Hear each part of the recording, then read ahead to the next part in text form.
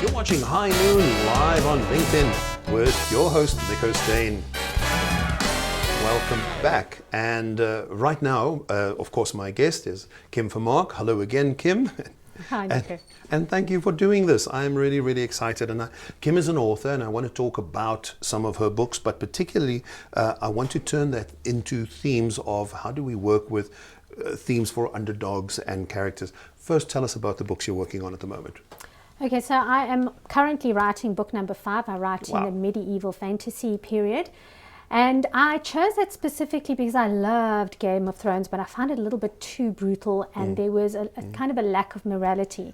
And I've noticed that in the world of entertainment, what happens is we've lost the wisdom from storytelling.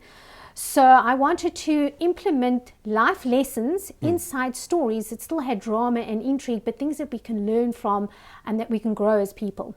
Beautiful. And of course, your books are also, you self-publish, yeah? That's correct. And some of your books are physical, or you've brought one along, which I'm looking forward to reading. That is awesome. And also some of them digital. That's correct. Tell us a little bit about the digital side. Okay, so I self-publish on Amazon, which is a lovely platform for new authors because they can take the manuscript, they can upload it. It doesn't have the same kind of cost implications as doing an actual physical book locally. And the beauty of that as well is that they have got a print to order ability. Okay. So when someone orders one book, they can do that. Whereas when you print locally, you just have to print thousands and thousands. And for new authors, that becomes incredibly expensive. Yeah, marvelous. Okay. That's great. Now comes the questions. I'm trying to put together the kind of stuff that we do as writers or as storytellers. Obviously, is stuff that it's mostly made up and you borrow from true life. I've been bumping into people online who are asking in the posts, how does it work for us if we want to build empathy or we want to build an underdog or an unsung hero, but it is taken from true life? So it's a trick question I'm asking you, but how do we bring this theme of unsung heroes into real life? I want your take on that. So basically, you have to look for commonalities. There are human emotions, whether you are from an affluent family or you're from an impoverished family, the human emotion side is the key.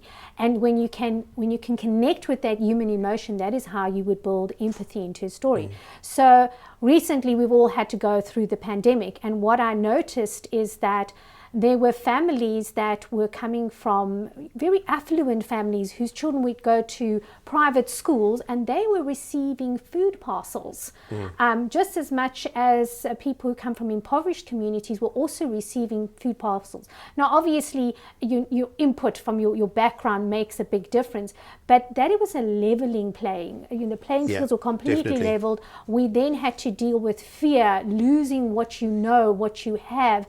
And everything was turned around. So if you can take that extreme event and say, what human connection do I have, and then start building that into your stories and building empathy from there, that makes a big difference. And I think particularly people were commenting about it's difficult not to make it feel that it is something we have to pity, but something that we connect with deeply. And I think for me, I had my story of an unsung hero is the marvelous Davy Torpo, who literally lost his job within the first week of lockdown. Obviously, he was working at a restaurant, and he needed to make a plan because he had a 1-month-old son. And he found online some clips that showed him how to bake. He started baking, and by the time that it was Father's Day, he had something like 75 cakes being picked up. But it started from one message of him posting onto a social media platform saying, "Hey guys, it's Davy. I need to support my child. I'm thinking of baking muffins. What do you think?" And literally within an hour, somebody saying, "From the pan of 9, I'll buy your first 6. Let's go." And that is kind of such a good example, I think, of how one can make a story move by just putting real people and faces to the story. And that's the beautiful picture of Davy there with his son, who's now 3. And I believe that he's bought a car after 3 years from the kind of money that he's making on cakes.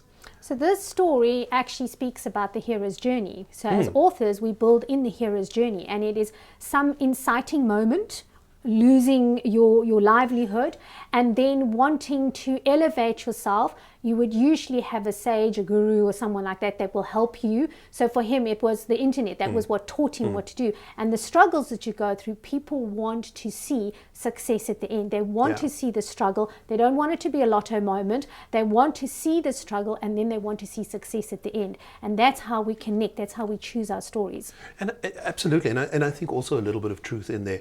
You know, the fact that Davey was very honest about it, and that first post of him really heartfelt, saying, guys, I'm thinking of doing this because I need to support my family, that really immediately tugged on all those strings. And you know, he tells me sometimes people would come and pick up some cakes at his place, and they would bring clothing for the child, or they'll pay something extra, because I think that people are buying a story, not necessarily the cake.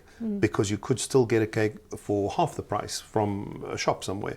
There's a story here, and I think if you arrive at a place with this story, you immediately get that feel good, the same way that that post just traveled and helped to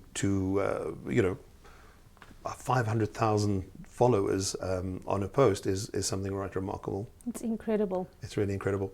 So in wrapping up this idea around how to work with unsung heroes, but particularly working with empathy, what's your thought in the real world now? If you had a real example of somebody who needs to run, let's say it's a nappy drive for children who are orphaned or so, how do they turn a real story, actual world, into something that has enough of this emotion in order to connect? Yeah, I think that going back to how it really feels. I think that as parents, I mean, I've got 3 children. There would come a day when your baby is teething, all that kind of thing, and then you have no nappies. We know that feeling. It is finding that connection. Sometimes it's really hard, but if you're finding that connection and you say, how would I feel in those circumstances, and drawing on those emotions and communicating it in a way that other people understand, that brings out a sense of desperation. And your desperation it could look very different, but it is that desperation. What do I do now? What are the next steps that I need to take? Targeting those feelings. A little bit of strong emotion in there. That's great. Excellent.